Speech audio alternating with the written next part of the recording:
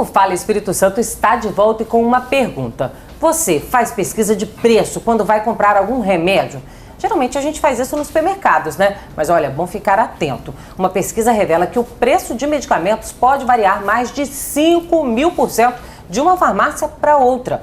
A pesquisa foi feita pelo Instituto de Ciência, Tecnologia e Qualidade Industrial em 16 capitais brasileiras. Fiscalizou o preço de medicamentos de marca e também genéricos em mais de 300 farmácias do país. E a diferença dos preços chegou a 5.436%. O analgésico muito comum e muito usado, paracetamol, em Curitiba custa 47 centavos. Já em Belém, o mesmo produto do mesmo fabricante custa R$ 25,78. O anti-inflamatório diclofenaco é vendido por R$ 1,19 em Curitiba. E aqui em Vitória custa R$ 36,80, é o mesmo medicamento, gente, num lugar um pouco, no outro mais de R$ 36. O Ministério da Saúde declarou que a variação anual no preço dos remédios é definida por uma Câmara que reúne vários ministérios. Disse também que o preço de remédios que não precisam de prescrição médica, como o paracetamol, não são regulados por essa Câmara e, por isso, são vendidos por valores bem diferentes. Mas como lidar com essa alteração de preços? Quais os direitos do consumidor?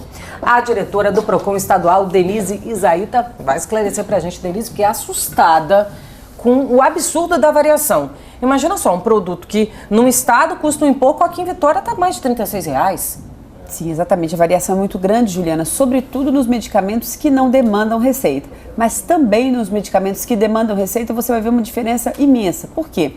Nós vivemos sob a égide da livre iniciativa, ou seja, não há como fazer tabelamento desses medicamentos. Então a melhor recomendação que nós fazemos é pesquisa de preço, não somente nos alimentos, mas em medicamentos, em todos os itens. Porque geralmente a gente, faz compra no supermercado, você dá uma pesquisada, né? Muita gente faz isso. Agora, quando se trata de remédio, eu não escuto as pessoas falando que, eu fui numa farmácia, depois fui na outra para ver se o preço era o mesmo, porque a gente tem a sensação de que é mais ou menos uma coisa tabelada e não é, né? Não é tabelada, não existe nenhuma orientação, existe um preço mínimo de veiculação, é um preço de informação, como o Ministério da Saúde já informou.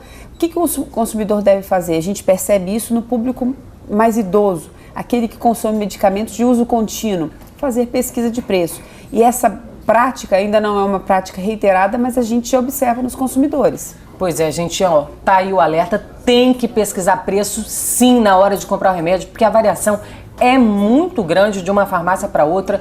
E olha, tem uma boa notícia aí também para o consumidor que pode ter mudança, viu? Você aí de casa já teve problemas para receber reembolso ao desistir de alguma passagem de avião?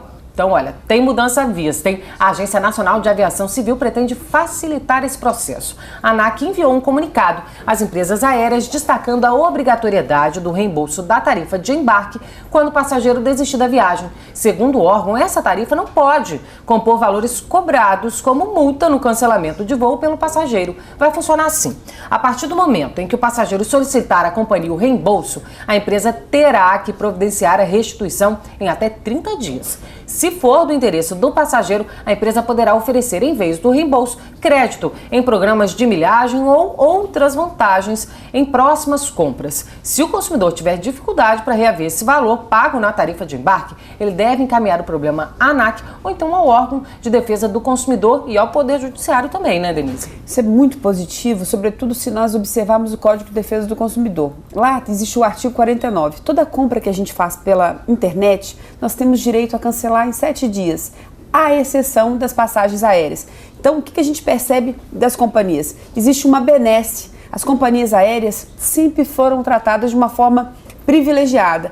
Com essa restituição da taxa de embarque, a gente já começa a estreitar as relações com relação a todos os outros segmentos. A justificativa para não devolver os valores integrais era sempre a questão do overbooking, de algumas práticas que também são práticas infrativas. A gente está começando a aproximar as companhias aéreas de todos os outros segmentos. Pois é, a gente fica aqui acompanhando porque teve ameaça aí de ter algumas mudanças que não seriam tão favoráveis ao consumidor, né? Sim, mas o que o consumidor tem que observar, principalmente nesse período de férias? O que a gente está percebendo agora? Alguns cancelamentos. Então, o que o consumidor deve ter muito cuidado? Ao contrato assinado. É o contrato que vai definir devolução de valores, restituição de multa, qual vai ser a multa que vai ser pactuada e, principalmente, o tempo de desistência. Se está muito próximo dessa viagem, o valor de multa vai ser um valor maior. Então, muita atenção na observância do contrato que você firmou, seja com a agência, seja direto com a companhia. Pois é, a gente deixa passar aquela letrinha menor, né? Não percebe muito, mas tem que ficar muito atento porque são muitas as formas de lesarem a pessoa, né? Principalmente quando a pessoa compra o pacote de viagens dos sonhos, né? Ela não observa as letras pequenas e no momento de desistência, seja por uma doença ou por um motivo justificado, ela vai ter uma restituição muito pequena. Então tá aí o alerta, Denise. Obrigada, viu, pela sua presença aqui hoje. Uma ótima tarde. Obrigada, Juliana. Boa tarde a todos.